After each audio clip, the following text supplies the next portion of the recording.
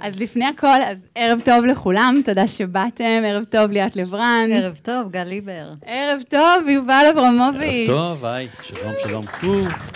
תודה לכם. ואולי יפתיע אתכם, אבל ליובל יש יום הולדת. ובגלל שאנחנו מאוד בעניין של משאלות, כן. ולצעוק אותן, אבל אתה צועק, כן. אז אנחנו מבקשות שתצעק את המשאלה שלך. אוקיי. שכולם ישמעו חזק, שזה יתגשם. אז המשאלה שלי, קודם כל, שהמדינה שלנו תחזור לשפיותה. אמן, אמן, אמן. ושבכל זאת אנחנו כאן בערב של אתר עברית, אז שהספר מחר יהיה אחרת, ימכור הרבה עותקים, טפו טפו טפו חמסה. יש קוד קופון. תלוי בכם. משאלה מעולה. יש קוד קופון? יש קוד קופון, 10% הנחה. למחר יהיה אחרת. תודה. ומה עוד אני מנסה לחשוב? זה, וגם איזון בחיים. זהו. או, איזון, כן, חשוב. שתזכה לשנה הבאה. כן, במציאות הישראלית זה אכן ברכה. אז שתזכה לשנה הבאה. ובמעבר חד. כן. את באמת רוצה למות, איריס? שאל בקול עמוק שהיה בו לרגע איזה שבר. אני רוצה לחיות, אלון, אבל אני לא יודעת איך. קראתי מתוך מחר יהיה אחרת, זה ספרו, למעשה אני ספרתי 21. כן? כן, 21? של המולטי טלנט המטורף שיושב פה לידי, יובל אברמוביץ'. אז ברוכים הבאים וברוכות הבאות. אנחנו שמחות לארח את יובל כאן בסלון של עברית, ברידינג באלנבי.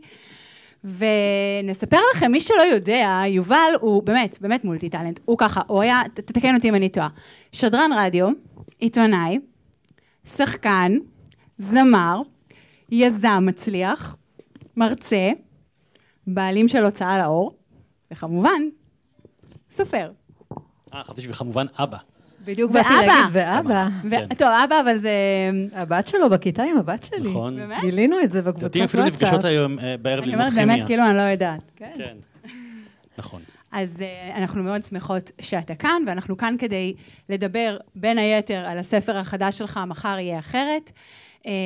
אתה רוצה לספר לנו? לספר על מה הספר. לא, סתם. תקראו. הספר החדש, מחר יהיה אחרת, מספר על אישה ששמה איריס אבשלום, שבגיל 56 משאירה מכתב למשפחה שלה, אני טסה לתקופה, אל תחפשו אותי, זה לא בגללכם, זה למענכם.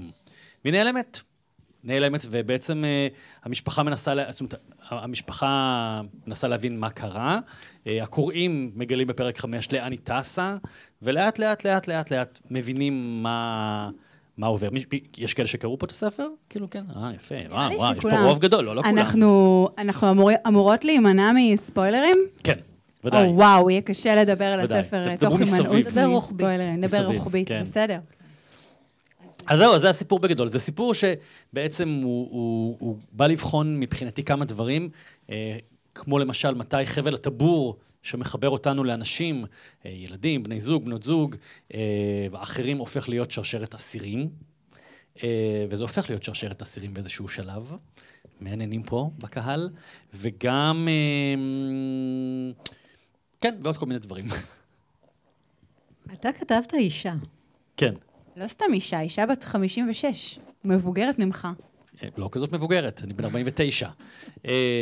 אז מה השאלה? בכל זאת. איך היה לכתוב אישה? זה לא הספר הראשון שאני כותב אישה, למעשה כל שנת המתנות שלי. נכון, שנת המתנות, וליידי לייק, וכל סיפורי הפרוזה הם סיפורים שאני כותב כאישה, וזו שאלה פופולרית הרבה פעמים, למה אישה? אז אני אתחיל במחמאה. נשים הן עמוקות, הן חושבות, הן מטפלות, הן מטופלות, עד כאן את המחמאות. החלק השני, נשים הן מורכבות. סרוטות. לא, זה לא אמרתי, חופרות. זאת אומרת, כשעבדתי על הספר הזה... אני פעם חפרתי? בחיים את לא חפרת. כשאני עבדתי על הספר הזה, כמו אגב גם על הספרים הקודמים, נגיד על שנת המתנות, אז אמרה לי העורכת, אלמה, אמרה לי, אולי, שנת המתנות זה סיפור על אישה אלמה כהן ורדי ערכה את הספר? את שנת המתנות. את זה אגר ינאי, נכון? ואלמה הציעה לי בזמנו, אמרה לי, אולי שהספר שנת המתנות, שהוא מספר על אישה שבעלה עוזב אותה בגיל 39, במפתיע, משאיר לה מכתב מאוד קצר, בלי הסברים, ונעלם. וכתבתי את זה, התחלתי לכתוב את זה כאישה, ואמרה לי, אולי פעם תכתוב כגבר. את יודעת מה הבעיה שאני אכתוב את זה כגבר? שהספר יסתיים אחרי 3 פרקים. כי הגבר יגיד, אשתי עזבה אותי, בת זנונים, יוריד טינדר, יכיר מישהי צעירה, ובזה ייגמר הספר.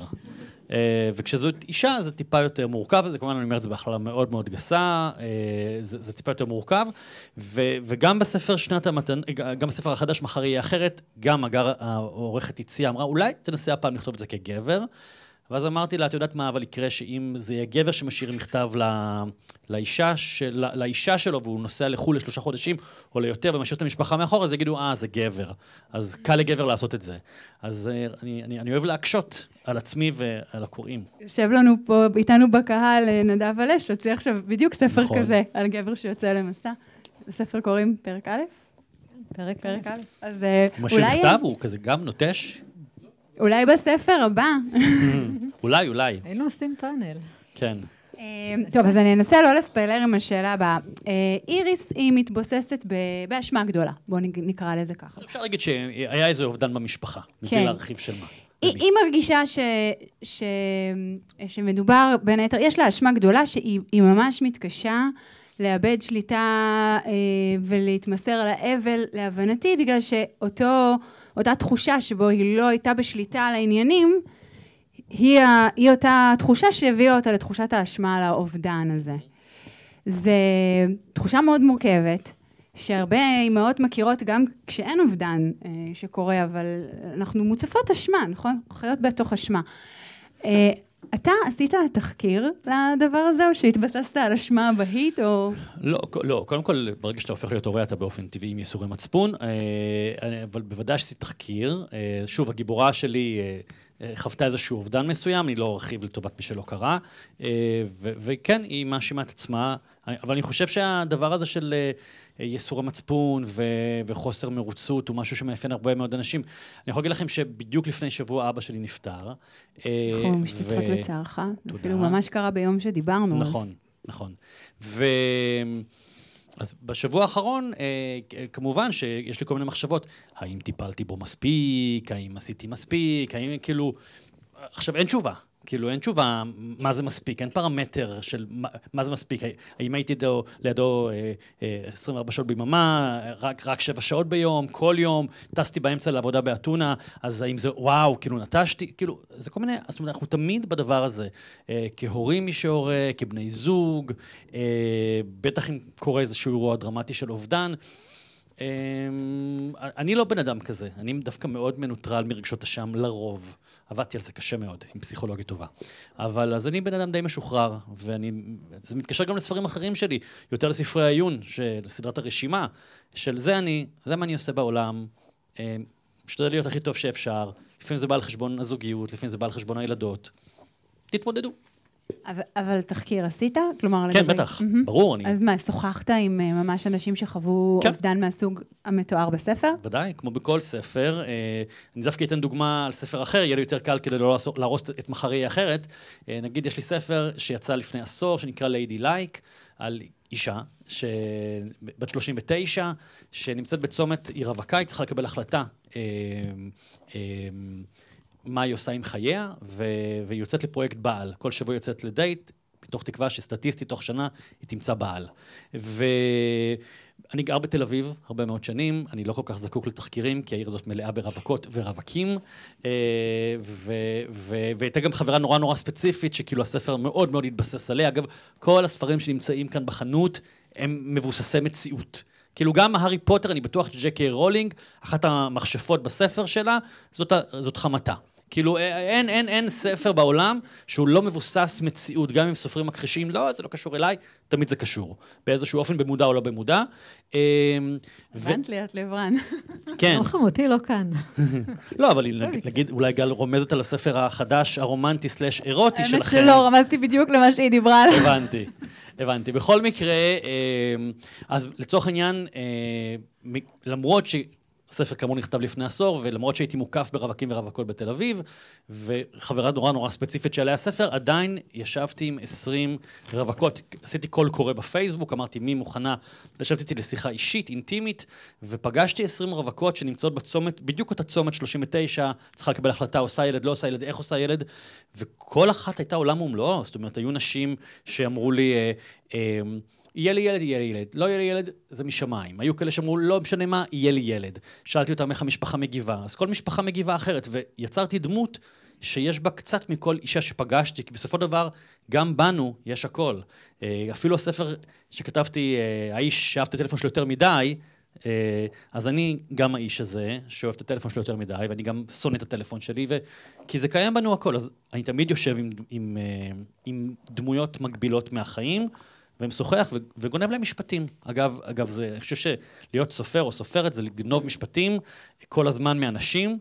משפטים, כן? כאילו, כל מי שמכיר אותי יודע שבתקופה שאני בכתיבה, שזה בערך כל החיים, אז תמיד אני יושב עם חברה או חברה, והם אומרים איזה משפט, ואומר, וואו, זה משפט טוב, רגע, אני יכול לקחת את המשפט הזה לספר, ואני כותב לעצמי פתק. גם אתה גונב משפטים? ברור, בועז גאון. כן. כן, אז בניגוד לתחקיר על הרווקות, טוב, לא נספיילר, אבל חשבתי לשאול איך היה, כמה כבד זה היה לעשות תחקיר מהסוג הזה, אבל אנחנו נראה לי נעבור לשאלה הבאה. אז גם פה אני יכול להגיד, אני כן אגיד, שוב, זו אישה שחוותה איזשהו אובדן. בעיניי האובדן הכי טראומטי שיכול להיות. אוקיי, כן. עשית תחקיר על טראומה? לא, אבל על אובדן כזה, ויש כל מיני, תראו, חלק מהטריגרים לספר, כי כאמור, מאחורי כל ספר שמגיע לאוויר העולם יש טריגר, הוא לא תלוש מהמציאות.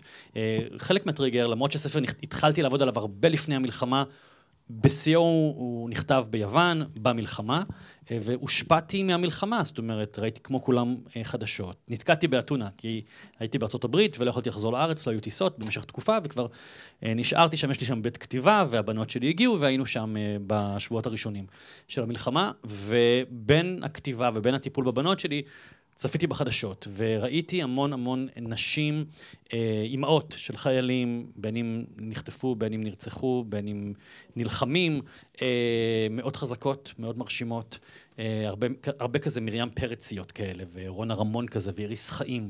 ואני זוכר שתוך כדי שצפיתי בחדשות, תהיתי לעצמי, מה קורה עם אותם נשים שהם לא רונה רמון, איריס חיים ומרים פרץ, ולא סתם אנחנו מכירים את השמות האלה. ואמרתי, מעניין מה קורה לנשים כאלה, שזה נראה לי יותר הרוב, מאשר אותם נשים נדירות שאנחנו רואים בחדשות. וזה היה אחד מהטריגרים לכתיבת הדמות בספר. אישה שלא מצליחה להתמודד עם האבל. טוב, אני שאלתי, האם הספר נכתב לפני או אחרי 7 לאוקטובר, וענית, אז השאלה הבאה שלי זה, איזו עמדה כישראלי חשוב לך לייצג? אם בכלל. נגיד רק ספריך מתורגמים. נכון. ומגיעים לעולם. כן, אני יכול להגיד שעם הספר הזה יש כרגע מורכבות בעולם, כי אנחנו מאוד לא רצויים בעולם. באמת הספרים שלי יצאו ב-20 מדינות, קוריאה, סין, ארצות הברית, הולנד, איטליה ועוד, וחלקם בהוצאות מאוד מאוד גדולות ונחשבות. גם הפרוזה, שנת המתנות היה צריך לצאת נגיד בצרפת, ומחר יהיה אחרת נכתב כבר מתוך מחשבה, שהספר יצא בכמה מדינות שידעתי שיש לי סוג של חוזים טנטטיביים. ופשוט אמר לי אחד הבעלים של אחת ההוצאות, אתה באמת רוצה שעכשיו יצא לך ספר? כאן? כאילו, כי מה שלא יהיה בראיונות, ואתה צריך לקדם וללכת לחנויות ומפגשים, וכמו שעושים פה, אז אם תביע עמדה פרו-ישראלית, נדפקת. ואם תביע עמדה אנטי-ישראלית, נדפקת בבית. אז כאילו, אז עדיף לך כרגע לא להוציא. אני יכול להגיד שיש הוצאות ספרים שאני עובד איתם, שאפילו לא עונות לי למיילים. אז המצב הוא קצת מורכב כרגע, זה יירגע, ואנחנו נחזור לשגרת חיים, אבל אני חושב שהסצנה התרבותית, ספרותית, מאוד נפגעה בעולם, וזה לגבי זה. וכשכתבתי את הספר הזה, כן רציתי, הספר מתישהו יצא בעולם, זאת אומרת, יש לי כאמור חוזים טנטטיביים, כן רציתי שיבינו עם מה אנחנו מתמודדים כאן, והספר נכתב באיזשהו מקום מאחורה, כן, גם במחשבה הזאת. אני חושב שהספר הזה יכול להיות שגריר לא רע, להבנת הנפש הישראלית, עם מה אנחנו מתמודדים. אני יכול להגיד לכם סקופ פה במפגש העבריות, שאני באיזשהו מסע ומתן די מתקדם לסדרת טלוויזיה בינלאומית עם חברת הפקות יוונית. מדהים. וחברת הפקות ישראלית. שוב, מפה ועד טלוויזיה או נטפליקס יכולות לעבור כמה שנים טובות, בלי קשר למצב בישראל, כי הפקת טלוויזיה זה דבר שלוקח שנים, אבל יש איזשהו עניין, וזה מאוד מאוד משמח אותי. אז הלוואי ובהצלחה, נחזיק אצבעות. תודה. כן. בואי נדבר על יוון. על יוון? דברי על יוון? או על את רוצה... טוב, נדבר על מערכות יחסים. אחר כך נעבור לכיף. נתחיל בזוגיות ונעבור לכיף. את רוצה לקרוא על את ה... עוד לא? אני רוצה לדבר על האיטרציות, על החזרות, על החזרתיות. טוב, זה בעיניי, אני חשבתי שיש דברים שהיא חוזרת על עצמה, כי היא בסוג של טראומה, והיא כל הזמן בלופ. כל הזמן... זה משהו שאני מאוד הזדהיתי איתו, שאתה צריך להגיד לעצמך את אותו דבר בכל מיני אופנים, כדי להיות מסוגל לעכל משהו קשה. אתה צריך לספר את הסיפור שוב ושוב ושוב לעצמך או לאחר, כדי להיות מסוגל לשמוע את עצמך ואת מה שאתה באמת מרגיש. ואיריס עושה את זה. לאורך כל הספר, זה משהו שממש עורר בי הזדהות. הצורך הזה שלה להגיד לעצמה כל פעם מזווית אחרת, את מה שהיא מרגישה, אני חושבת שזה דבר מאוד מאוד חכם שעשית שם. אני לא בטוחה שהבינו את זה. זהו, ואז קראנו בתגובות בעברית. ביקורות, שקהל שכל חוזר על עצמו. עכשיו... אבל זה מכוון בעיניי. זה בעינינו, זה מתח שכל הסופר מתמודד איתו. אנחנו יוצאות מפה לעניין. אז אני דווקא אתייחס לתגובות, אוקיי? כן. באופן כללי, גם אני מסתכל על תגובות בעברית, נכנס כל יום לראות אם יש תגובות חדשות. אני מאוד אוהב תגובות, אני מאוד אוהב לקרוא טוקבקים, אני גם אוהב לענות לטוקבקים, בעיקר שהם רעים. כי למה רק לאנשים מותר? גם לי מותר, נכון? חבל שבעברית אני לא יכול להגיב לטוקבקים. לפעמים הביקורות הרעות הן הכי מפתות, כי מישהו כל כך ברגש כותב על משהו, כן. אז לא, זה נורא מעניין לראות התפלגות. זאת אומרת, נגיד, באמת הסתכלתי על הדירוג היום לקראת פגישתנו, 57 או 8 נתנו 5 כוכבים לספר, 3 או 4 נתנו כוכב אחד, ויש באמצע כמובן מנעד. ואלה ש5 מאוד אהבו, ואלה של האחד לא אהבו. אפילו מישהי כתבה שהספר נכתב על ידי צ'אט GPT. איזה מזל, בדיוק אמרתי שבוע לחבר, איזה מזל שיש מאחוריי 30 שנות כתיבה, יש לי הוכחות שאני כתבתי הרבה לפני שהמציאו את הבינה המלאכותית. ואגב, אני ממש, כשאני מלמד כתיבה, אני מבקש ממש מהתלמידים והתלמידות לא להשתמש בצ'אט. אני חושב שזה מעקר את הקול שלנו. אפשר להשתמש בכלי הזה ככלי תחקירי, שגם הוא אגב בערבון מוגבל, כי הוא הרבה פעמים מחרטט, צריך להציב מידע. אני כן נעזרתי בכלי הזה לתחקיר, לדברים מסוימים, הצלפתי מידעים, אבל אני רוצה רגע לדבר על חוויה של... בדיוק. אבל אני רציתי לשאול משהו אחר, על המתח הזה כשאתה כותב, בין האמצעי שבו אתה משתמש כדי להעביר מצב נפשי מסוים, לבין העובדה שהקהל אולי לא יבין אותו. נכון. זה מתח שכל סופר מתמודד איתו. נכון, אבל אני דווקא כן שייך לז'אנר של הסופרים שחושבים על הקוראים תוך כדי כתיבה, מה הם ירגישו, מה הם יחשבו. אני גם, כל ספר שלי עובר קבוצת מיקוד של 100 אנשים זרים. וואו, שאני בוחר בפייסבוק. יש כאן מישהו שהיה בקבוצת מיקוד שלי, הנה 2, 3. אתה עושה קולות קוראים לדבר הזה? כן, אני כותב בפייסבוק, מי רוצה להיות קורא של ספר, ואני פשוט שולח להם תוך כדי כתיבה פרקים, בעבר זה היה ממש במעטפות, כדי שלא יגנבו את זה, ויעבירו את זה במיילי וזה, באיזשהו שלב השתחררתי מהפרנויה, כאילו בואו, אני לא ג'יי קיי רולינג, ושחררתי אנשים פרקים במייל, עוד לא, ואנשים, אגב, כמעט, המנהל של ניל בלר כמעט ייצג אותי בעולם, זה בסוף לא קרה, בגלל איזה מישהי במשרד שלו, אנטישמית. לא, סתם, פשוט לא היה בינינו כימיה, וזה לא עבד. אבל איש מאוד מאוד נחמד, ויהודי, טוב ונחמד. בכל מקרה, אפרופו קבוצת מיקוד. קהל תגובות מקבוצת מיקוד, כן. אז אני בן 49, אני זוכר אבל עדיין. ובקיצור, אני משתמש בקבוצת בטא, קבוצת קוראים, שהם אנשים זרים לי, זאת אומרת, חלקם אולי אני מכיר מהרשתות, אבל הם לא משפחה וחברים שאוטומטית אומרים לי שזה מדהים וזה מדהים. שאגב, גם החברים במשפחה יודעים להגיד לי היום כבר שזה לא מדהים ולא טוב. אני ממש זקוק לזה, אני חושב שהטקסטים שלי, כמו שלא מגיעים מהשמיים, אני לא חושב שאני כותב מושלם, אני ממש זקוק וצריך את העצות האלה, ואני אוהב לקרוא, והרבה פעמים בקבוצת המיקוד, לפעמים אומרים לי, זה ארוך מדי, זה מלא, היא חוזרת על עצמה, בכל מיני ספרים, לא הבנתי את הבדיחה, ואני מקשיב, ואני לפעמים משנה, לפעמים לא. אני יכול להגיד לכם שאפרופו, הקצב של הספר, בחלקו הוא חזרתי, בחלקו הוא איטי, כן, זו אישה שנמצאת באיזשהו לופ מסוים, מחשבתי, היא לא מצליחה להשתחרר, תחשבו אתם על זה משהו שמטריד אתכם, זה לא נגמר בלחיצת כפתור, והדבר המטריד נעלם. כשיש לנו משהו שמטריד את נפשנו, זה משהו שאנחנו דשים בו שוב ושוב בבוקר ובלילה, ועם עוד חברה, ועם עוד חבר, ועם עוד חבר, ועוד חברה, וחוזרים עד שבסוף כתוצאה מהעיבוד הזה, מגיעה לפעמים התשובה, או הרגיעה. וכן, קראתי את התגובות בעברית, שוב, לשמחתי, רובן הן ממש טובות מאוד אפילו, ואני תמיד מסתכל על עוד ספרים, גם שאני קונה בעברית, ומסתכל על ביקורות, ויש ספרים מדהימים שזכו בפרסים, ותמיד יהיה את זה שלא מתחבר. סבבה, גם אני לא מתחבר לאנג'לינה ג'ולי, אוקיי, שחקנית קולנוע, אל תעלבי בשמה. איך? אגב, ראיינתי אותה, היא חמודה מאוד, והיא מאוד מאוד יפה גם, אבל ראיינתי אותה בתקופה שהייתי בעיתונות, אבל לא מתחבר אליה כשחקנית. כשם שיש זמרים, אני לא אגיד פה שמות כדי לא לפגוע, בישראל שכזה נורא מפרגנים להם בברנז'ה, ואני לא מבין מה רוצים. זה עניין של טעם. אני מאוד אהבתי את רועי בר בשיר שלנו. וואו, 22 שנה, את יודעת, כאילו, עברו, כן, אוקיי. זהו, אז בקיצור... אנג'לינה ג'ולי, נדבר על רועי בר. כן, כן, אפשר? אז בעצם כתבת ספר קליל בשפה יומיומית כל האחת על נושא כבד, כדי ליצור הזדהות. לא, כי ככה אני כותב קליל, על נושא... גם אנחנו. זה לא קל לכתוב קליל על נושאים כבדים. אני תמיד אומר שלהיות פשוט זה דבר מאוד מורכב, בכלל בחיים. לא פשוט להיות פשוט. לא, לא, ממש לא. ואגב, אני חושב, אני גם גאה בזה שכל הספרים שלי, יש בהם...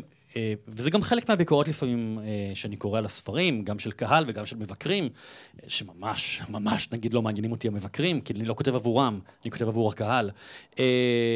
ואני כבר ממש כבר לא במשחק הזה, כלומר, אני לא שולח ספרים, ולא מעניין אותי שיכתבו ביקורות, ומי שרוצה שילך לקנה. אגב, אני מכיר מישהו שהלך וקנה מכספו, אולי אתה מכיר אותו, גיא, את הספר של שנת המתנות, הספר עוד לא יצא לחנויות, וכבר קברו אותו בעיתון. אבל זה ממש לא הטריד אותי, והספר היה אחד מ10 הספרים הנמכרים ב-2019 בישראל, וגם אחד מ60 האהובים באתר עברית. אז זה לא מעניין אותי הדבר הזה. אני חושב שלקחת רעיון, לפעמים מורכב, כמו איך להגשים חלום, אפרופו הספר הרשימה, או איך לכתוב ספר, אפרופו הספר רב מחר, ולהנגיש את זה לקהל, שקוראים אומרים, אוקיי, וואי, זה די פשוט. אני חושב שזאת יכולת מסוימת, ואני מתעקש להיות פשוט, ויש הבדל בין פשוט לבין פשטני. אני לא חושב שהספרים שלי, אין הנחתום מעיד על עיסתו, אבל אני אעיד, הם פשטניים, הם לא מזלזלים בקהל, הם קלים לעיכול, אבל הם חלקם מורכבים, בטח הספר הזה. אז בואו נדבר רגע על איריס. כן. איריס עוזבת. כן. היא משאירה מאחוריה בית, בעל, ילדות, גדולות. ופתאום... ונכדה. ופתאום היא רק איריס. נכון. פתאום אחרי שנים רבות מאוד שהיא לקחה על עצמה המון תפקידים, היא ניצבת בעצם מול המראה הזו שמשתקפת לה מהעולם החדש שהיא הגיעה אליו. מותר להגיד איפה הספר מתרחש? כן. ביוון. אז היא מגיעה ליוון ופתאום היא איריס והיא יכולה להציג איזו פרסונה שהיא רוצה. שזה אגב, אני חושב חלום של הרבה מאוד אנשים. אני זוכר שכשהייתי צעיר, אני כבר יכול להגיד כשהייתי צעיר, היה לי חלום... היום הרווחת את הזכות להגיד. אני זוכר שהיה לי חלום שכשאני אהיה גדול, אני כל שנתיים אעבור ואגור במדינה אחרת. כאילו, ואמציא את עצמי מחדש כל פעם, ואכיר אנשים חדשים, וכשאני אגיע למה שנקרא לשיאי באותו מקום, אני אעלם ואתחיל מחדש. זה קצת מורכב וזה לא ריאלי, כאילו בכל זאת אתה רוצה לבנות חיים, משפחה, פרנסה, שפה, אבל אני כן יכול להגיד שבשנים האחרונות אני חי על קו ישראל, אירופה בעיקר, גם כי יש לי בית כתיבה באירופה, וגם כי אני מרצה המון באירופה, ואני שבוע לא נמצא בארץ, ונורא נעים לי שאני מגיע למקומות ולא מכירים אותי. זה גם, אגב, מאוד מעניין גם מול קהל, זאת אומרת, אני זוכר שכשהספר הרשימה יצא בארצות הברית, והגעתי מכאן, כאילו כשאני ממלא אולמות, והבימה וזה, ופה ושם, פתאום כאילו מגיעים לאיזה אירוע כזה בברס אנד נובלס בניו יורק, 3 אנשים, זה כזה, אוקיי, וגם כזה, קמים והולכים באמצע. לא, הם לא הלכו באמצע, אני סתם עכשיו גזמתי כמו סופר. לא, הם דווקא נשארו. אבל זה היה קשה, הדבר הזה, אבל למדתי ליהנות מזה. ויש בזה משהו נורא, אני חושב שנותן לי דווקא כוחות, שיש עוד מלא אנשים בעולם שלא מכירים, ואיזה כיף שכאילו יש לי מה לקום בבוקר. לא שכאן כולם מכירים, לא שכאן כאילו כולם קוראים אותי, אבל אני חושב שקצת החיים שלי בשנים האחרונות הפכו להיות כמו החלום שלי מהילדות, להיות שבוע בחודש בעולם, ולהכיר אנשים חדשים, ויש לי חברים ושכנים ובמקומות אחרים בעולם, זה כיף. מה זה בית כתיבה? מקום לריטריטים? גם, אבל זה בגדול, זה בית שבגדול הוא תירוץ מול המשפחה, אני נוסע לכתוב, ואז אני שבוע, כאילו, רואה טלוויזיה. לא, כי אני כבר הזמנתי את עצמי. הבנתי. לא, אז האמת שאת כל הספרים שלי כתבתי באיי יוון או בקפריסין, מגיל 25, אז התחלתי לכתוב ספרים. זה התחיל כזה באמת להיות שבוע, ויש כאן אנשים כותבים בקהל.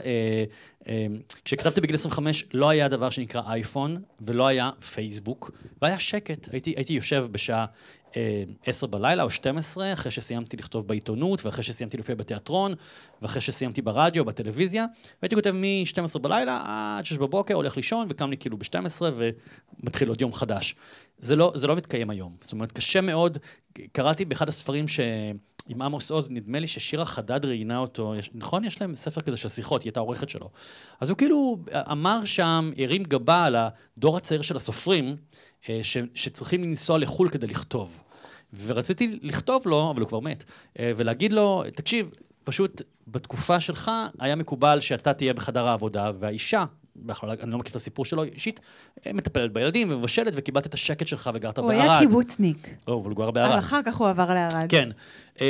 אבל זה אומר הכל, אם הוא היה קיבוצניק. למה? מה זה אומר? הרבה דברים, אני אספר לך אחר כך. אוקיי.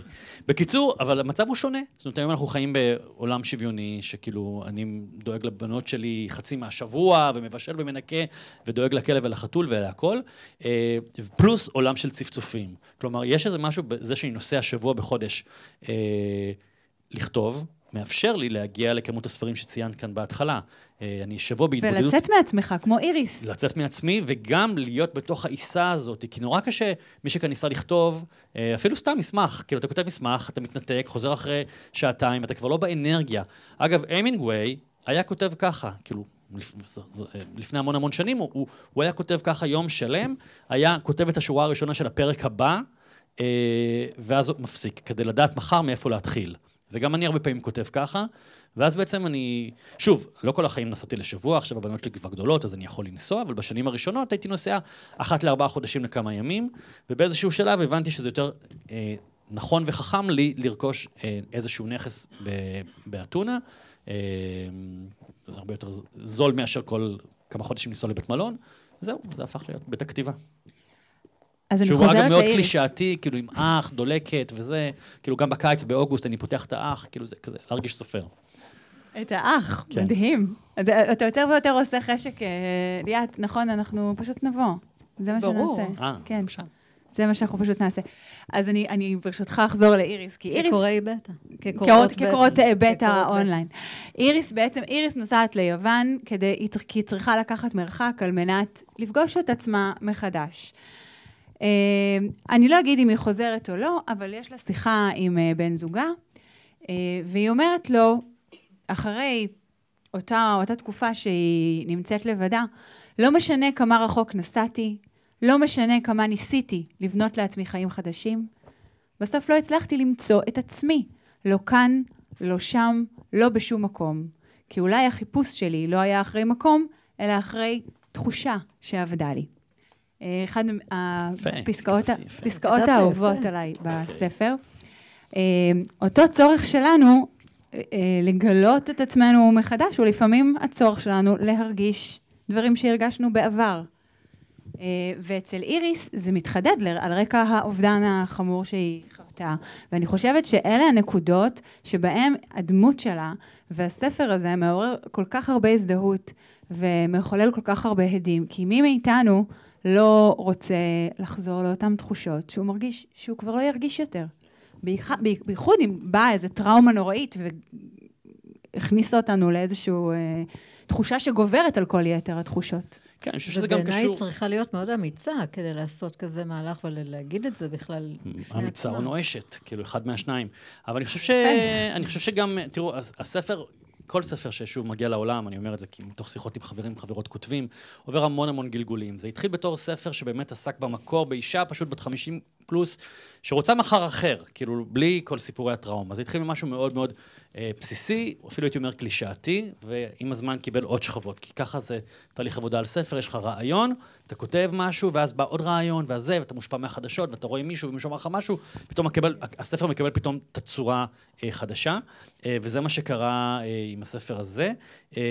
אז אני חושב שכולנו מתגעגעים הרבה פעמים למשהו שהיה וכבר לא יהיה, לתום, לתקופות אחרות, כאילו, אנחנו בישראל בשנים מאוד מורכבות, אנחנו ספציפית ברחוב אלנבי בתל אביב, יש לי זיכרונות ילדות מאלנבי בתל אביב, כשהרחוב היה נראה אחרת, גם גרתי כאן לא רחוק. הוא גם ייראה אחרת. הוא ייראה אחרת אחרי השיפוצים. מחר. כן, אבל אני חושב שחלק ממה שעובד בספר, מתגובות אני אומר, זה באמת השם שלו, כי מי לא רוצה שמחר יהיה אחרת? ואגב, אני מאוד משקיע מחשבה בשמות של ספרים. אנחנו נדבר גם על הכריכה. אוקיי. אתה דיברת על נואשות ועל האם היא נואשת או אמיצה, ואז יש משפט שאני לא בורחת, אלא בוחרת, שזה בעצם... זה יפה גם ברמת הקופי, כי זה סיכול אותיות. כן. אבל זה גם איזושהי אמירה שממש מגדירה את הספר, בעיניי. אני לא בורחת, אני בוחרת. כן, זה באמת ספר על בחירה. שוב, תראו, אנחנו בחיים תמיד צריכים לבחור. זה אפילו לאן ניסע בחופש, בקיץ.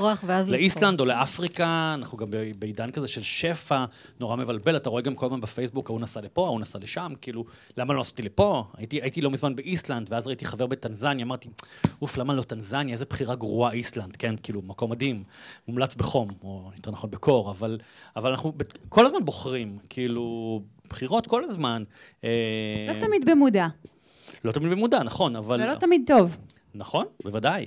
אז אני חושב שגם זה חלק מהספר הבחירה, ומתי אפשר לבחור, מתי אי אפשר לבחור, כן, כל מיני. אז יש לנו חבר, יואב אבני, שאומר שז'אנר זה פתרון מידוף. וכשאני מסתכלת על הספר הזה כספר פרוזה, אני אומרת, אבל הוא גם ספר עזרה עצמית לכל דבר ועניין. זאת אומרת, הוא יכול לעמוד על שני המדפים, לדעתי, באותה מידה. כי הוא גם, כולנו מצאנו את עצמנו בתוכו, עם אני לא בורחת, אני בוחרת, וכן הלאה. אתה מקבל תגובות מאנשים שהספר עזר להם להתמודד עם... כן, לא מזמן מישהי סיפרה לי שהיא קנתה בית בפאפוס בעקבות הספר, אז תיזהרו. אז אתה אומר שאתה הופך להיות סוכן נדל"ן בעצם, לתחום הנדל"ן. עזרה עצמית בתחום הנדל"ן, לא, זה כיוון. לא, אבל אני יכול להגיד שאגב, ז'אנרים, אם יש משהו שאני מתאהב, באופן כללי זה הגדרות. הצגתם אותי כאן בהתחלה עם כל רשימת הדברים שעשיתי ועושה, וגם אמרת, לא יודע אם שמת לב במודע או לא, אבל היה. אז לא הייתי שחקן, אני עדיין לא... אתה משחק עכשיו לא עכשיו ספציפית, אבל קודם כל פה אני עכשיו דמות, אני לא באמת אני. חיים במשחק, גם. ודאי. לא, אבל עד המלחמה הייתי בהצגה, כמעט שנתיים, בהצגה שנקראת אני פה בגלל אשתי, וכולי וכולי, כן, הייתי שם עם פאה ארוכה כזאת, אז זה עניין של תקופות, מתי שמתחשק לי, מתי שמשעמם לי, לפעמים משעמם לי לכתוב ספרים, אז אני חוטא בדברים אחרים, אבל אני לא אוהב הגדרות, כי תמיד אומרים לי, אז מה אתה? אני יובל אברמוביץ', כאילו מי שרוצה להתעמק, לא יודע, יקרא ויחקור. אני גם נורא שונא את ההגדרות של ספרים, אם יש משהו שאני תמיד, אני מרצה המון בספריות, שבוע הבא אני בגני... לא בגזר. ולא משנה, ואז אני מקדים להרצאה, ואני כזה עובר בין המדפים, ומסתכל, תמיד יש את המדפים של הספרות יפה. ואני לא נמצא שם בספרות יפה. לא ספרות יפה. לא, אני לא. אז אני אומר, מה, אני ספרות מכוערת? כאילו, אז אני נורא נעלב. כאילו, לא, אני לא באמת נעלב, אבל כל החלוקה הזאת... בעברית אתה כן בפרוזה, אין בספרות יפה. בספרות מקור, בדיוק. תראו, בגדול רוב הפעמים הספרות היפה ממש משעממת בעיניי. כאילו, היא כבדה וזה... מה זה?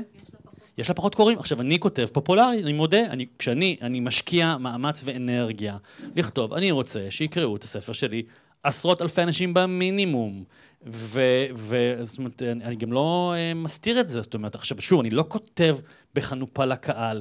הרבה אנשים הופתעו מזה שזה ספר מורכב, רגשית, ואפילו כעסו שלא כתוב מאחורה אזהרת טריגר. בסדר, יש פה... כן, מתבלבלו, זה לא פוסט. כן, אבל אני אגיד ש...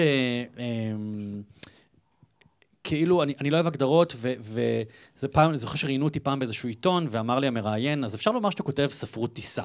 אמרתי, אפשר להגיד שאני גם כותב ספרות קו 5, וגם ספרי שירותים. זה ממש לא מעניין אותי. פעם חנן בן ארי, הייתי בהופעה שלו, והוא ראה אותי, אז הוא בא אליי ואומר לי, אתה לא יודע כמה שעות אני ביליתי איתך בשירותים. וזאת אחת המחמאות, הנה יש לכם פה לחתוך לרילס, זו אחת המחמאות היותר יפות שחנן בן ארי מבלה בשירותים עם ספרים שלי. מה זה משנה איפה קוראים? ענית לו שגם אתה מבלה בשירותים איתו? בריצות, אני שומע אותו. בריצות. אבל מה זה משנה, כאילו, איפה קוראים ואיך קוראים ומה הז'אנר, ויש מי שיראה בספר כזה ספר עזרה עצמית, ויראה בזה פרוזה ויפה ומכוערת. העיקר שזה נוגע בלבבות, אני חושב שזאת הנקודה. כשספר פוגש בן אדם, שזה אגב באמת מפעים אותי, כי נגיד הרשימה, שכאמור נמצא ב-20 מדינות בעולם, לא מזמן קיבלתי בפייסבוק, מישהו פנה אליי מקוריאה, עם תמונה של הספר בקוריאנית, בבית קפה בקוריאה, הדרומית כמובן, ואתה אומר, וואי, לא יאמן שספר שכתבתי לפני 13 שנה כמעט, באיזה חדר עבודה, שהיה לי באיזו דירה אחרת עם נזילה מעל הראש, כאילו, פוגש בן אדם בקוריאה ונוגע לו בלב, ואני חושב שזאת זכות ענקית, כאילו, בגלל זה גם כשאני קורא, אגב, ביקורות, כוכב על ספר או ביקורת, ומישהו מתעצבן, זה עורר בו משהו. זאת אומרת, לך תבדוק למה התעצבנת על הספר, כול הספר, מה קרה?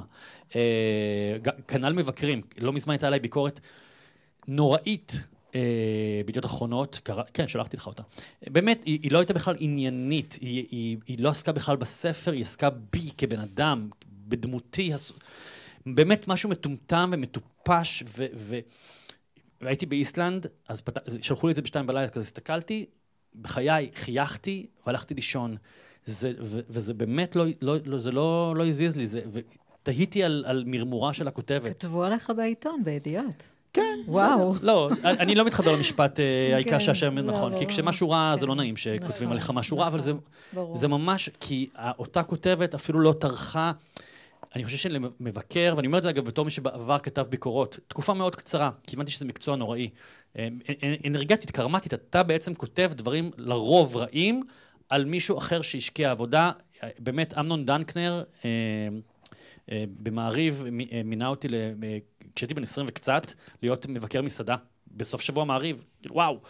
וכמובן שהשתלחתי בכל העולם, ואשתו לא טעים, כן טעים. עכשיו, מה הבנתי על החיים? כאילו, אכלתי מקדונלדס עד אותו נקודה. לא, הבנתי קצת באוכל, אבל אמרתי לו, למה אתה נותן את התפקיד הזה?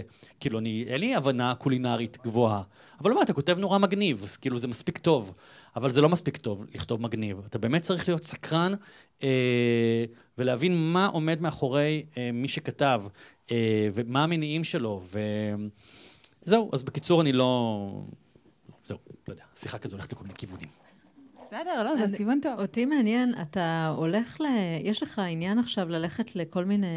קודם כל, לגבי איריס, אני רק רוצה לחדד עוד משהו. הרבה נשים כעסו עליך שכתבת אותה ככה, נכון? או כעסו עליה, או על הבחירות עליה. כעסו עליה. כן, עידית פה ש... כן, עידית כשהתארחתי אצלו. אנחנו דיברנו על זה בטלפון. כן. כי גם אני, היה לי איזה חיכוך איתה. עידית אמרה משהו נורא חשוב. עידית אמרה שהיא כעסה עליה נורא, עד שהיא הבינה שהיא פשוט מקנה בה. ואני רוצה זה מחזיר אותי לנושא הקודם שדיברת עליו, כי אני חושבת שאתה, בוא נדבר רגע, אתה תופעה. אתה סופר עצמאי, עם הוצאה לאור משלו, ואתה מצליח מאוד, ומכיוון שאתה מוציא את הספרים שלך שמצליחים מאוד, זה חותר תחת המודל שהרבה הוצאות מסורתיות עובדות בו. והמילה שאמרת, איזו מילה אמרת? קהילה? יכול להיות שחלק מהאנטגוניזם שאתה מעורר, באנשים שלא טורחים לקרוא את הספר וכותבים ביקורת, איך הוא מעז? לצעוק את החלומות שלו, ואז להגשים אותם, ואז לעשות את זה יותר טוב ממי שעושה את זה שנים? אפשר לענות על זה בהרבה תשובות. אגב, שלושת הספרים הראשונים שלי יצאו בהוצאות ספרים גדולות, מוכרות. כנרת. לא אגיד את השמות, כי אני רוצה ללכלך עליהם. אז בהוצאות ספרים גדולות. הוצאות ספרים עם שמות של לא, אבל באיזושהי נקודה בזמן הבנתי שאם זאת הקריירה שלי, ולשם אני הולך, ומהרגע שיצא הספר ראשון, יחסית התפוצץ, כאילו מול הקהל, אמרתי, וואו, אהבתי את זה, אני אוהב את הדבר הזה, ובא לי עוד, ויש לי המון רעיונות, הבנתי שלא מתאים לי שיעשקו אותי יותר. כן, יש היום מודלים, אבל הרבה יותר הגונים ממה שהיה כשאתה התחלת להוציא ספרים. היום יש הוצאות שממש... נכון, יש מודלים וכולי, אבל בעצם עשיתי מעשה רם אורן, לא בהיבט של מה הוא כתב, אבל רם אורן היה פורץ דרך. בשנות ה-90 יצא לו ספר שנקרא פיתוי, מי שזוכר, שמחר באמת מאות אלפי עותקים בישראל, הוא לא הרוויח את כמות הכסף שהוא היה אמור להרוויח, הוא הבין את זה די מהר, והוא בעצם פתח הוצאת ספרים שנקראת קשת, שלימים גם הוציאה ליאיר לפיד, ועירית לינור, ואנשים, צרויה שלף, כן, לאנשים מאוד נחשבים ומכובדים ומוכשרים. הוא כמעט הוציא לי את הספר הראשון, אבל אז הוא החליט בנקודת זמן שהוא יותר לא מוציא לאחרים, ואמרתי, וואלה, אני אעשה מה שהוא עושה, כאילו, בעצם אני הבעלים של הספר שלי, אני אשקיע בו, אני אקח את הסיכון, אני אפסיד או ארוויח, ואם אני ארוויח, בתקווה אני ארוויח הרבה. וכן, אפשר להרוויח מספרים, אפשר להרוויח מספרים יפה, אפשר להרוויח מספרים המון, אפשר להתעשר מספרים. יש לי כמה חברים וחברות בתחום הכתיבה, שמתפרנסים יפה, ויש גם כמה חברים וחברות שהתעשרו מכתיבת ספרים. זה אנשים, אגב, שעובדים מאוד קשה, בדבר הזה, מהבוקר עד הלילה, בדיוק בדרך לפה, כשהגעתי, אני גר לא רחוק מכאן בנווה צדק, וצעדתי וככה בדרך לפגישה, ואמרתי לעצמי, הנה עוד ערב שאני פוגש קהל, ולפעמים זה 30 או 40 אנשים כמו הערב, ולפעמים זה 200 אנשים, לפעמים זה 1,000 אנשים, ואני בא לכל אירוע באותה חדווה ושמחה ותשוקה ועניין, כי אני מבין שאני מלקט קהל, זאת אומרת, יש פה ביניכם כמה שאני מכיר, ממפגשים או מהרשתות, ויש כאלה שפעם ראשונה אני פוגש, אבל בעיניי עבודתו של סופר, בין השאר זה ללקט קהל. ואתה הולך מסלון לסלון, ממש. עם הספר הזה ספציפית... כן, ספר לנו על הפרויקט של 100 הסלונים. אז הספר הזה יצא למעשה בתוך... הוא יצא, האמת, ביום שבו המתקפה האיראנית התחילה, אמרתי לעצמי, זהו, נגמר הספר. אתה טוב בטיימינג. כן, אבל האמת שהמתקפה עשתה טוב לספר. ומכיוון שהספר יצא בתוך המלחמה, כי באותו יום... שלחת עותק לחמינאי. לא, אבל מכיוון שהספר יצא בתקופה שכולם היו בבית, אז רכשו המון ספרים, גם ספרים בפורמט דיגיטלי או מודפס דרך עברית. בדיוק קיבלתי נתונים, וואו. אגב, בכלל אני חייב להגיד משהו. ולא בגלל שאנחנו בערב של עברית וזה, כי התמלוגים אתמול עברו אליי, אז אני יכול להגיד כל דבר שאני רוצה. אני ממש הופתעתי, אפילו לא הספקנו לדבר על זה, גיא פה, המנכ"ל נמצא, הופתעתי, נדהמתי, אני אפילו אגיד, לקבל בדיגיטלי, כבר אין צ'ק עם העברה על 5 מספרים, 5 ספרות, בתקופה מאוד מאוד קצרה. מה זה? ועוד עבדתם עליי, כאילו מגיע לי יותר, 6 ספרות. לא, אני מאוד מאוד שמח שהספרים הדיגיטליים הולכים וגדלים. אני חושב שיש זה, קודם כל זה יהפוך את העולם גם לירוק יותר, וגם זה ישחרר את הוצאות הספרים, בין אם העצמאיות או המסורתיות, מההדפסה, כי החלק היקר בתהליך יצירת ספר זו ההדפסה. זה דבר מאוד מאוד יקר, וואו, זה נורא כיף לראות שגם הספרים הדיגיטליים הם בצמיחה, וגם הספרים הקוליים הם בצמיחה. אגב, מחר הספר יוצא בגרסה קולית, מקווה שתעלו את זה במהרה, בקולה של יונה אליאן, שהסכימה... וואו, זה מדהים. ועשתה עבודה מדהימה, אני האזנתי, וואו, ואמרתי, מי כתב את זה, ומה זה, לא התכוונתי לזה בכלל, כאילו איזה יופי, וואו, יש פה דברים חדשים בספר שלא ידעתי. אז כן, זהו. אז זה נכון, באמת, אנחנו מסכימות עם זה, אני כסופרת עצמאית לגמרי מסכימה עם זה, שבעברית זו במה מדהימה. אז בואו נדבר על, רגע, איפה אנחנו בזמנים? נורא כיף פה. 8:48. וואו. אז ספר לנו באמת על המקומות שבהם התקשית בכתיבה של הספר הזה. כי בוא, יש פה קטעים שאמרתי, אוקיי, צריך או להיות מאוד אמיץ כדי לכתוב את הקטע הזה, או לעבוד עליו מאוד מאוד קשה, ומכיוון שאתה לא מרשה לי לספיילר, אני לא אקרא קטע שהתייחסתי אליו כך, אבל נתקעת, חזרת לקטע שוב ושוב, כן. היה קטע שממש אתגר אותך? אני אגיד באופן כללי שאני, זה נורא נורא אינדיבידואלי. מוזר לדבר את זה בלי להגיד איזה קטע. כן, באופן כללי, אני לא חווה בכל המחסומי כתיבה וכל הדברים האלה שהרבה פעמים סופרים מדברים עליהם. הרבה פעמים אני גם מרגיש שזה קצת, בגלל זה גם אני פחות אהוד לפעמים לידי קולגות שלי, שכאילו תמיד מתייסרים נורא, ואני אדם נורא לא מתייסר, אני ממש מרוצה מהחיים, כאילו בגדול, כמה שאפשר להיות מרוצים. הכל, באמת, אני לא מהמתייסרים ולא סובל, וגם לא סובל בתהליך הכתיבה, אני בא לכתיבה בהנאה וציפייה וסקרנות נורא נורא גדולה. זה אנחנו מזדהות. באמת, כאילו, זאת אומרת, אני מבלה היום במשרד, או במקרה הזה מול האח, ואני קם בבוקר, מחכה כבר שיגיע הבוקר כדי להמשיך לכתוב. רגע, יש אח, יש גם נוף לים? יש גם נוף לים. יש בריכה? לא, אני מבררת. בבית השני בקפריסין. אוקיי. זוכרי. כן. בכל מקרה, עכשיו אני גם מחפש בית בפינלנד, סתם, לא משנה אם אתם...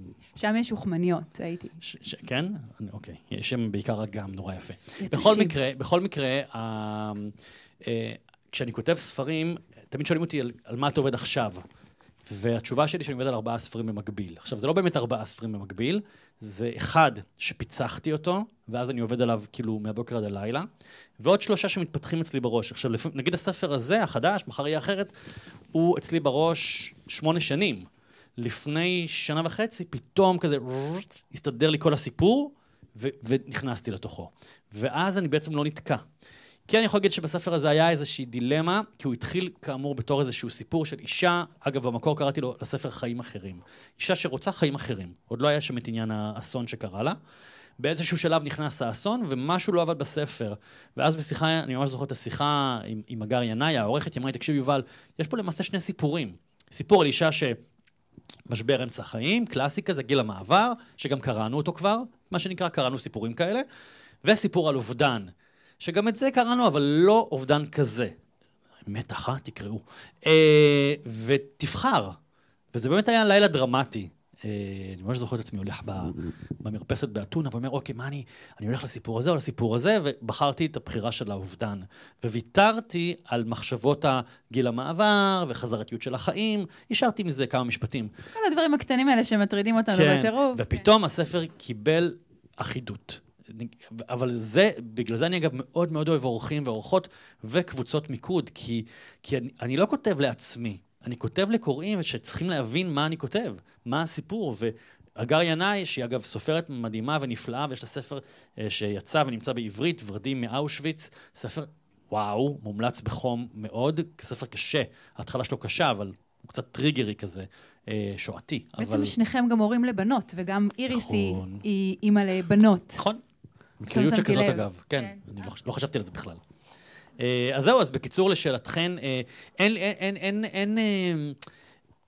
לפעמים יש ויכוחים מקצועיים עם העורך-עורכת, כאילו לגבי איזשהו כיוון מסוים, אז מנסים, בודקים, אבל היום כבר ממרום ניסיוני וגילי, אני כבר לא מתרגש מהתקיעויות האלה, אני יודע שעוד שבוע-שבועיים נמצא פתרון. קצת כמו, תחשבו, בעבודה, כל אחד לפעמים נתקע בעבודה שלו, עם איזשהו משהו, פיצוח של איזשהו משהו, מצגת שצריכים להכין במשרד, ואז פתאום אחרי שבוע בא הפיצוח. אז אני זוכר שאחד הספרים הראשונים שלי, נא להתנהג בהתאם, קוראים לו ספר מתח, שמתרחש בבית הגדול. תוכנית ריאליטי, כן.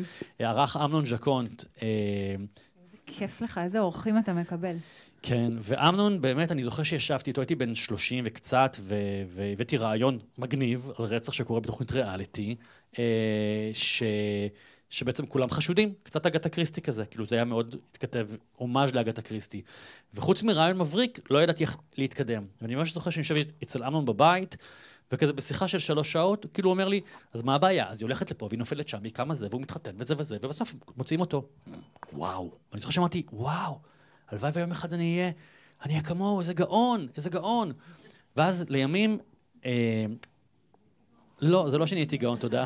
לא, נהייתי מיומן, וזה בדיוק העניין, ואני חושב, זה אולי מתקשר ככה, אני מתחיל לסגור לכם את הערב לקראת סיום, שאחת הסיבות שחלק מהאנשים בברנז'ה לא אוהבים אותי, זה שאני לא מייחס את הכתיבה לכישרון גדול, זאת מיומנות. תחשבו על בישול, אוקיי? כל מי שנכנס כאן למטבח בפעם הראשונה בחייו, לא משנה באיזה גיל, לא משנה אם אתה גבר או אישה, אז אתם עובדים לרוב עם מתכון של סבתא, של איזה פשטדה. פשטדה או פשטדה? איך אומרים? פשטדה. פשטידה. פשטידה, זהו. ידעתי שאני מאבד את המילה. ואתה עובד כזה, וסבתא כותבת לך, לשים בדיוק 100 גרם זה, ובדיוק 2 טיפות, ואתה ממש עושה את זה. ואז אחרי שנה, או שאתה עושה את זה בדיוק לפי מה שסבתא אמרה, אתה כזה אומר, אוי, נגמר השמן, טוב, מה נשים? נשים מרגרינה. ואז אחרי 2 כבר אין מרגרינה, וגם אין פטריות בבית, וגם אין סוכר, אתה אומר, מה אני אשים? יש ריבה, נשים ריבה בפשטידה. ופתאום אתה בעצם נהיה מיומן, ואתה מתחיל כאילו לשחק עם החומרים. אז זה לא שנהייתי גאון, ממש לא, נהייתי נורא מיומן. אני ממש יחסית, כשעולה לי רעיון, אני די מהר יודע לעצב אותו לעלילה. שוב, אני בטוח שכל אחד ואחת מכן שנמצאים, בין אם זה במטבח או בתחום העיסוק שלכם, אתם כל כך מיומנים בו כבר, שאתם די מהר יודעים לפתור דברים, נכון? כאילו, לתת עצה טובה, אפילו הורים, אוקיי? או חברים. אתם יודעים לתת יועצים. זה עניין של מיומנות, זה הכל, זה מיומנות. מה ההבדל בין קיש לפשטידה? אם כבר מדברים, אני אספר לך אחר כך. ספרי לי בדרך. אני אספר לך בדרך, בדיוק. הבצק הפריך. אוקיי. והרויאל. אני אספר לך אחר כך. אני אכין לנו להשקה. את? את. אוקיי. אני אקנה את המצרכים. נחשו אחר כך, מי מאיתנו מבשלת? טוב, מה, נעבור לשאלון? לשאלון? יש שאלון, אוקיי. בבקשה. שאלון. רגע, על הכריכה קודם לפני. נכון, הכריכה. אז אנחנו ממש מצאנו את המשפט בספר שמתאר את הכריכה, יש ממש בסוף, אולי בשני עמודים האחרונים. אני לא יודעת, כי קראתי בעברית. אוקיי. אז ממש, פתאום נפל לי... כן. הבנתי למה הכריכה הזו פשוט גאונית. אני גם אוהבת שהצלחת הזו, קודם כל, הספר מתרחש ביוון, וצלחת שבורה זה תמיד איזשהו, מזכיר את הטברנה, ואנחנו בכלל לא עוסקים בטברנה, אבל גם הצלחת הזו שברור שהיא צבעונית, אבל פה היא בשחור לבן, וגם הסדק.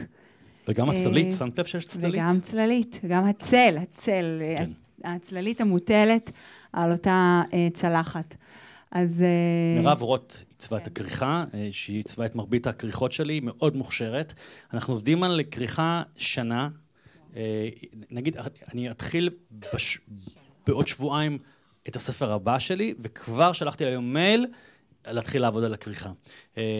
אני מאוד אוהב, אני חושב שכריכה זה אלמנט מאוד חשוב, כמו שם. אגב, יש כל כך הרבה סקרים שעשו ומחקרים על מה גורם לאנשים לקנות ספר. סתם בוא נעשה כאן מחקר מהיר כזה. מי קונה ספר בזכות השם? תרים יד. אוקיי, 2, 3. מי קונה בעקבות כריכה? יפה, זה. 3, 4, זה. מי קונה תקציר? 4, 5, 6, 7. אוקיי, מי קונה קורא עמוד ראשון? פרק ראשון בחנות, את קוראת זה? בחנות? בחנות בעברית למשל, כן. בעברית אפשר לקרוא פרק ראשון בחינם. אז יש כל מיני פרמטרים שמשפיעים על השיקולים. אחד מהם זה כריכה, ואני מאוד משקיע בכריכה. השם יגרום לי להרים את הספר, והפרק הראשון יגרום לי לקנות. בעניין הזה יש לנו דבר שנקרא טינדר כזה, שאתם יכולים לבחור את הספר. אופציה אחת... כן, אני אחזור עליו. יש אופציה שאתה יכול לבחור דווקא לא לראות את הכריכה, רק לקרוא את התקציר של התקציר. ואז זה נורא מעניין, איך אתה בוחר לך ספר בלי לראות לגמרי. כן, אז גיא בן נון, מנכ"ל עברית, סיפר, אתם תשמעו את זה בזה, שיש להם כזה סוג של טינדר של כריכות בעברית, ואו גם לא לראות כריכה, רק לקרוא את התקציר. אגב, בעברית תמיד כתוב, כשאתה מסתכל על הכריכה מקרוב, כתוב למטה לא לשפוט ספר לפי הכריכה שלו. אני אגב אני לוקח ספרים פשוט לפי השם. אני אף פעם לא, גם סרטים, אני לא קורא תקצירים, אני הולך כאילו על עיוור, גם עם ספר. לפעמים יוצא לי מוצלח, לפעמים אני נופל. יפה. אז... שאלון מהיר. כן, שאלון מהיר. ספר ישראלי שנהנית ממנו לאחרונה כקורא. ורדים מהאושוויץ של אגר ינאי, וגם איך לא אוהבת ביתך של הילה בלום, בספר, וואו, בספר נהדר. הילה בלום זכתה בפרס ספיר, מהמוצדקים בזכיות לטעמי. וגם לא, אגב, הסתכלתי בביקורת לאחרונה, בעברית, ומלא... ספר שנוי במחלוקת מבחינת קוראים וקוראות. אבל כן, בסדר, זה אחלה, זה שנוי במחלוקת זה טוב, כן. בדיוק, מי רוצה להיות קונצנזוס? נכון. אני? אתה, אוקיי. סופרים שהשפיעו על היצירה שלך. הייתי נער כבר לקראת ה-20 כשיצא שירת הסירנה של עירית לינור ואתגר קרת געגועה לקיסינג'ר, הייתי בן לדעתי 18 וקראתי את שני הספרים האלה ועף לי המוח, כי זה היה פעם ראשונה שקראתי ספרים בעברית מדוברת, לא בשיבולים נדף וברוח וכל הספרים של הבגרויות שלא סבלתי. אגב, קיבלתי 30 בבגרות בספרות. וכן, וגם בחיבור הכשילו אותי, כי כתבתי חיבור על פנינה רוזנבלום, והמורה לא אהבה את זה, היא חשבה שאני צוחק עליה, כאילו. זה ענק. כן. אני רוצה לקרוא את החיבור הזה. לא, כאילו, החמאתי לה על זה שכאילו יזמת וזה, כאילו, ולא, חשבו שזה לא מכובד מספיק לבגרות, אז נכשלתי. בסדר, הייתי תמיד קצת שונה. אז שני, עירית לינור ואתגר קרת, שמאוד שונים בסגנון כתיבה שלהם, אבל המדוברות, שהם בעצם למה אנחנו עד היום נושאים את שמם, כי באמת הם היו פורצי דרך דאז, בשנות ה-90, פתאום לקרוא, לך תזדיין, כאילו עברית מדוברת, עברית רחוב לפעמים, זה היה כזה, וואו, זה כבר לא תנכי, זה כבר לא רק שי עגנון כזה, והיה בזה משהו שמאוד מאוד אהבתי, וגם אמרתי, היי, אם זה ככה, אז גם נראה לי אולי אני גם יכול לכתוב יום אחד, כי זה כזה, כל אחד. אני בכלל חושב שכל אחד יכול לכתוב, אבל זה כבר שיחה אחרת. אז ספר לנו על ספר שאהבת כילד. כילד, חסמבה, מאוד אהבתי. חסמבה מאוד אהבתי, מה עוד אהבתי כילד? חסמבה, כאילו אני כבר לא זוכר, אני כבר מבוגר. הגיל הזה אגב הוא גיל מעולה, כי כשאני כאילו, מצד אחד אני כאילו צעיר וזה, רק בן 49, מצד שני כשלא נוח לי, אני אומר, אני כבר לא זוכר, אני מבוגר. כן, אז אני... מתי כתבת טיוטה ראשונה לרומן, או לספר, או למשהו? טיוטה ראשונה לספר בגיל 8, קראתי לספר אי הילדים, היה מאוד מקורי. כן, אין ספר כזה של מירה לוב מיתולוגי. ואחרי 2 עמודים הפסקתי. הניסיון השני שלי היה בגיל 15, אבל גם לא הצלחתי. הפעם השלישית היה בגיל 17, היה לי רעיון לספר שנקרא קניאל וייס תל אביב. לימים הוא יצא, כשהייתי בן 29, כלומר אחרי עשור. מה שם הספר? קניאל וייס תל אביב. זה הספר ראשון. קניאל וייס תל אביב, אוקיי. אז עלה לי הרעיון, אבל שוב, לא הייתי מיומן דאז, אז כאילו כתבתי פרק פעם בחצי שנה, ופה ושם, עד שפתאום גם... ולכן הגעתי בין השאר לאמנון ז'קונט, כי רציתי ללמוד איך אני לוקח זרע של רעיון, והופך אותו לסיפור עם התחלה, אמצע וסוף, וללמוד את הטכניקה. כי יש פה טכניקה, יש פה מיומנות. זהו. אנחנו בדרך כלל שואלות אם לא היית סופר במה היית עוסק, אבל אתה עוסק באמת בכל כך הרבה דברים, שזאת פשוט שאלה שאין טעם לשאול אותה, אבל לא, אפשר יש משהו מקצוע שלא עסקת בו עדיין והיית ממש רוצה להיכנס אליו? או שהוא חלום ישן, או משהו שאתה ממש מוכשר בו? פסיכולוג, נגיד, סתם, אם לא, אז אולי הימור שלנו, פסיכולוג. כן, וואלה, יפה. הימור של יד. אני יכול להגיד לכם שאני מדי פעם מקבל בשנים האחרונות הצעות לכנסת. מכל מיני מפלגות.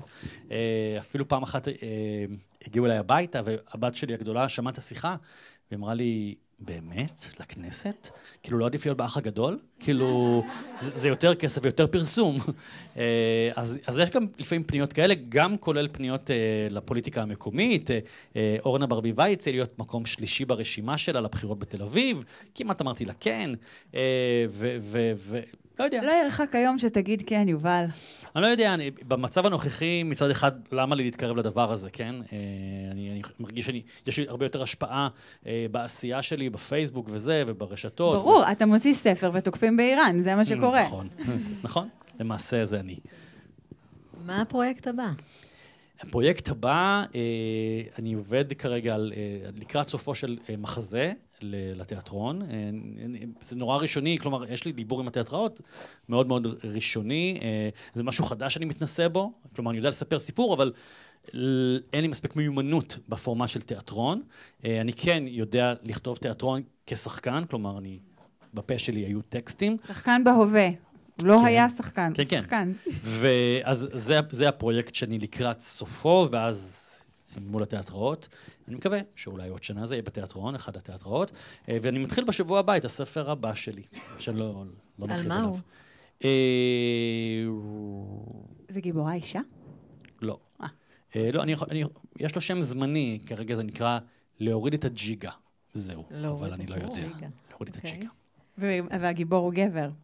לא מרחיב. או חתול? אולי. זה הולך עכשיו, ספרים, גיבור כן. חטוב. יש לי שאלה. כן. כתבת כל כך הרבה ספרים. זה כמו לשאול איזה ילד אתה הכי אוהב.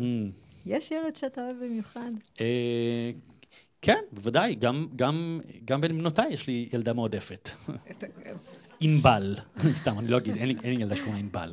אבל בואו, גם להורים יש ילד מועדף. ברור. אולי למתפנים. יש לי רגשות לספרים מסוימים, יותר עזים מספרים אחרים. אני מאוד אוהב את שנת המתנות, כי קרה איתו כזה משהו נורא גדול שלא ציפיתי. טוב, הרשימה כמובן, זאת אומרת, שינה לי את החיים בצורה מאוד מאוד דרמטית, כאילו באמת החיים שלי לפני ואחרי. מחר יהיה אחרת, אני לא יודע, כן, אני מחבב כל ספר. אוקיי, כל ילד לא, אבל יש ספרים שאני לא סובל גם, אבל לא... שאתה כתבת? כן, ודאי. אוקיי. כן, אבל כשאני מתכווץ, כשהוא נראה, קראנו את זה, ואני אומר, אוקיי. מה, הספרים המוקדמים יותר? למשל, חלקם על הספקטרום, כן, אבל זה בסדר, אגב, אני לא... עם ADHD. אבל זה בסדר, כי, תראו, אני גם אומר את זה הרבה פעמים ברעיונות, שאת הספר הבאמת טוב שלי עוד לא כתבתי, ואני חושב שכל אחד מאיתנו את הדבר הבאמת טוב שלו עוד לא עשה, ואיזה כיף זאת המחשבה בעיניי, נורא משחררת הידיעה שאת הדבר הבאמת טוב עוד לא כתבנו. יש לי למה לקום בבוקר, כי אם הייתי אומר, עשיתי כבר את שלי, אז לא היה לי למה לקום, כאילו. אז עם המחשבה היפה הזו, נשאל את הקהל אם יש להם שאלות. היי, קהל תרבותי שהגיע לערב כזה של להקשיב. לשתף, בבקשה. מיקרופון, כדי שישמעו בהקלטה. בבקשה. אגב, בשנת המתנות ומחר יהיה אחרת. קניתי אדמה בקניה. וואו, כתוצאה מהספרים האלה? כן. אני חושב שמגיע לי אחוזים. וגם הוא. וואו. וגם אותו קניתי, את הכלב החמוד הזה? לא קניתי אותו, אימצתי אותו. וואו. אבל זה גם מגיע בעקבות... כן. איזה כיף, תודה. זה אגב, זה דבר שתמיד מדהים אותי, תודה על השיתוף, לשמוע, כי אני חושב שאחד מהדברים שככותב, אני שואף שיקרה משהו לקורא, מחשבתי או פיזי. זה מזכיר לי שישבתי פעם בבית קפה בהרצליה פיתוח, חיכיתי לפגישה, ואז עוצר אותי איזשהו גבר, אומר לי, אתה אברמוביץ'? אמרתי לו, כן, הוא אומר לי, אז רק שתדע שאשתי קנתה עכשיו ג'יפ ונסעה לתאילנד בגללך. אמרתי, סבבה. אז הוא אומר לך תודה. כן. לא, אני חושב שספר טוב, אני יכול להגיד במשפט, על ספר שקראתי, שאני מאוד ממליץ עליו בחום, הוא כמובן נמצא גם באתר עברית, סוד הקסם היפני, שכתבה מרי קונדו.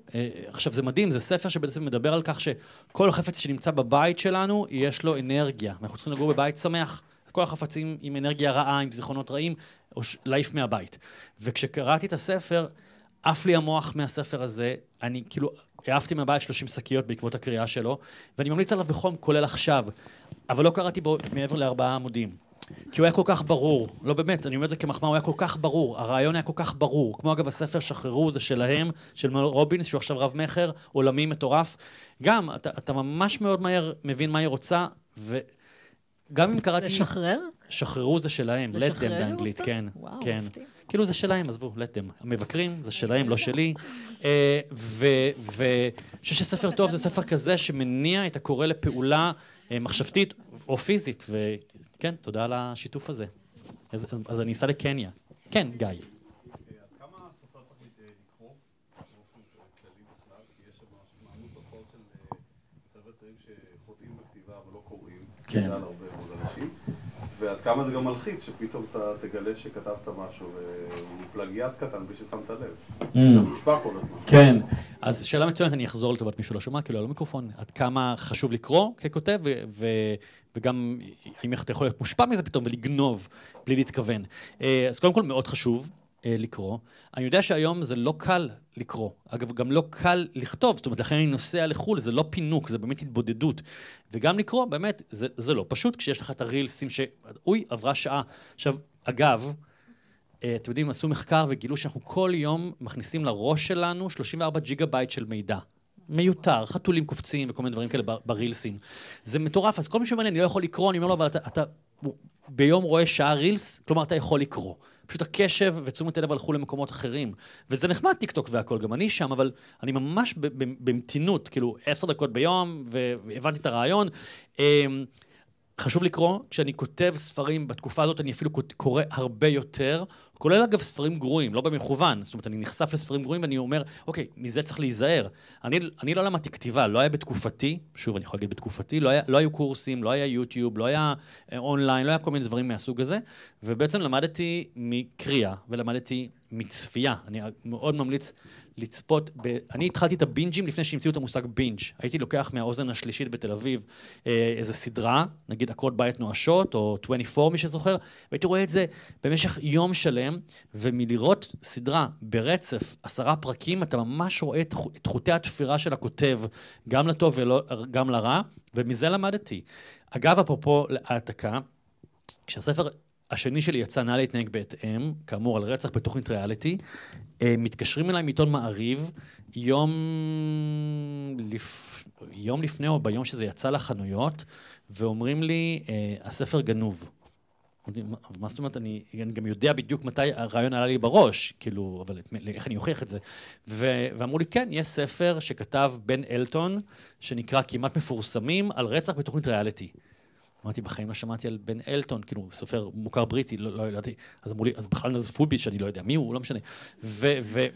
ואני זוכר שכאילו, וזו הייתה כותרת שלישית, כאילו, במעריב, זאת אומרת, כותרת ראשית, כנראה ביבי, הוא היה אז גם, ביבי, ואז היה, לא יודע מה, נגיד משהו כלכלה, ואז היה כאילו, יובל אברמוביץ' גנב ספר. לא היה ולא נברא, זאת אומרת, ורצתי מהר להשיג את הספר, ולקרוא אותו, וזה היה כמה ימים לפני שהציעה לספר, לפני שהספר יצא לחנויות, ובאמת, חוץ מזה שזה מתחיל ברצח בתוכנית ריאליטי, לא היה שום קשר בין הספרים, כאילו, שונים לחלוטין, כאילו שניהם היו גרועים באותה מידה, אבל זהו, אז אתה לפעמים מושפע, אין ספק, כאילו זה קורה. אפשר להגיד שהיום גם קל יותר לקרוא, כי האפליקציה של עברית מאפשרת לך ללכת עם הספר בכל מקום. וכשמתגנים שניצלים אפשר לשמוע ספר. נכון. אני בפקקים כל יום. כן. אחת המחמאות שקיבלתי אני מכינה קיש. מאיש מוסד שאמר לי שכשהוא נמצא בפעילות בשטח, הוא יושב בבית קפה, כאילו קורא עיתון, מסתכל על מישהו צריך להסתכל, והוא מקשיב לספרים שלי. שזאת ממש מקסים לשמוע את זה. נכון. כן. מה זה קיש? טוב. כן. מה בעיניך הופך ספר טוב? מה נקרא לזה המתכון ספר טוב? ואם כשאתה כותב את הספר, אתה כותב אותו לקהל יעד ספציפי, או שפשוט יש לך מסר שאתה רוצה להוציא לעולם, אתה אומר, הוא ייגע במי שצריך. כן, שאלות יפות. לגבי קהל יעד, אני לא חושב על קהל יעד, אני משתדל שכולם יבינו אותו, זאת אומרת, אני יכול להגיד שאני בהרצאות על כתיבה, אני תמיד ממליץ לכתוב לכאילו מישהו בן 17. למה בן 17?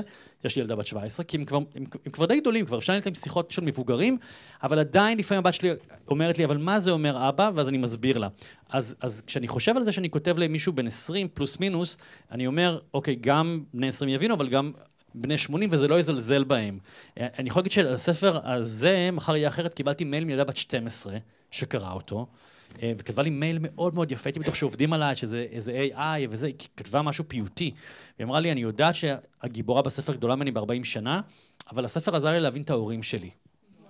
כן, ממש, אני כל כך התרגשתי שביקשתי ממני את הרשות לבקש מההורים שלה את הכתובת, ושלחתי לה במתנה ספרים, כי ממש נפעמתי מהבגרות שלה, ולפעמים אני שומע, אני מקבל מיילים מילדים, מנערים שקוראים את הספרים. אז אני לא חושב על איזה מנעד מסוים, גם יש קסם הכתיבה, או שפתאום אנשים מגיבים בכל מיני גילאים. קיבלתי על הספר רשימה תגובה ממישהי בת 86 בארצות הברית, בבולטימור, שכתבה לי שהיא יצאה לפנסיה ושקעה בדיכאון, כי היא ישבה מול הטלוויזיה בטרנינג וראתה, ושיחקה וידאו גיימס, ואז היא קראה את הרשימה ונזכרה שיש לה חלומות בגיל 86, וחייה השתנו. אז זה לגבי זה, ואמרתם מה המתכון לספר מוצלח. אני חושב,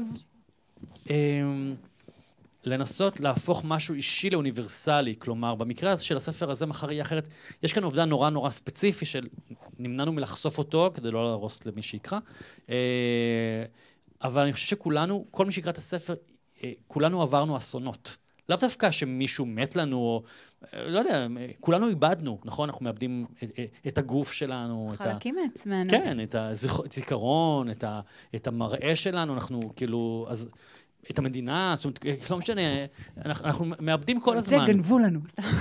אנחנו לא נשאיר את זה מחוץ לערב הזה, אבל אנחנו כל הזמן מאבדים, ואני חושב שזה כמו שנגיד, יש את הסדרה הכתר בנטפליקס, מי שראה סדרה מעולה, משוחקת מעולה, שחזור היסטורי של כל שושלת ווינסדור, וכשראיתי את הסדרה הזאת, אני ממש זוכר שלמרות שכאילו זו סדרה על משפחת מלוכה, ואני לא ממשפחת מלוכה, אני מבת ים במקור, אבל נורא הזדהיתי עם דברים, כי יש שם דינמיקה משפחתית. בסופו של דבר, גם למלכה אליזבת ולאחותה אין, היה עניינים של אחים. אז כאילו, אני חושב שלייצר הזדהות אצל הקורא, שהוא ימצא את עצמו בספר, וזאת הנקודה, לכתוב רגש. אני חושב שבדיוק היה לי ויכוח על זה לא מזמן, באיזה ריטריט כתיבה בחול, שאמרתי שאין כדבר כישרון, אם תרצו אני יכול להרחיב, אבל נראה לי שכבר אנחנו בחריגת זמנים פה, אבל למרות שאין לי בעיה להישאר, כאילו אין לי חיים, אין לי מה לעשות, כאילו, אין לי בעיה להישאר. אבל אני חושב שזה לא כישרון, אני חושב שמה עובד בספרים טובים, כמו גם בשירים טובים, כמו בסדרות טובות, זה רגש. לכתוב רגש. וזה מה שאני מנסה לכתוב. לפעמים אני מואשם בקיצ'יות. לפעמים גם הקיצ'יות היא אגב במודע. זו בחירה מודעת לכתוב דמות שהיא קיצ'ית. כאילו, זה לא, אוי, לא שמתי לב. לפעמים, אין מה לעשות. יש בחיים לפעמים משפטים שהם קלישאתיים, אבל הם נכונים, והם חכמים, כל מיני משפטי סבתות, שכשאתה כותב אותם, הקורא אומר, וואי, זה מזכיר לי את סבתא שלי. כאילו, אי אפשר לחמוק מהדברים האלה, ואני אוהב ללכת בין הטיפות של לפעמים קלישאות, לפעמים קיצ'י, ולפעמים חדשני, ואיזה מין מיקס שכזה. אז תודה רבה, יובל, שבאת אלינו. תודה לכן. ויש הוגש, גל הפתע לנו. פיתי אותה. אמרנו שקילה, לא פיתי אותה. אני רוצה להגיד תודה לגיא, מנכ"ל עברית, ולעברית על הסלון הספרותי המדהים הזה. תודה לעידה, המארחת שלנו כאן ברידינג. תודה לצלם שלנו, אנצ'ו. תודה רבה. האירוע הבא של העבריות מארחות, אנחנו נארח ב5 בינואר את יאיר ניצני, על ספרו החדש כפסע מהשיגעון. וב-19 בינואר אנחנו נארח את גלעד כהנא, על ספרו באמת חד פעמי, נקרא לזה מיוחד מאוד, שנקרא טוב שאבא קיבל סרטן. אז תמשיכו לעקוב. ומזל טוב לכן, יצא לכם ספר. זה נכון, מחר הוא תודה. עולה באתר עברית. מחר עולה באתר עברית, הספר המשותף של ליאת ושלי, קומדיה רומנטית, אירוטית. כמתבקש מהתקופה. שנקראת על גג העולם. ותודה רבה ליובל. בהצלחה. ויש קוד קופון למי שרוצה, למחר יהיה אחרת, ב10% הנחה. ייי. תודה רבה שבאתם. תודה רבה שבאתם. תודה. זה מאוד תרבותיים. ויש עוגה שלא אני אפיתי. חצי הפתעה, חצי.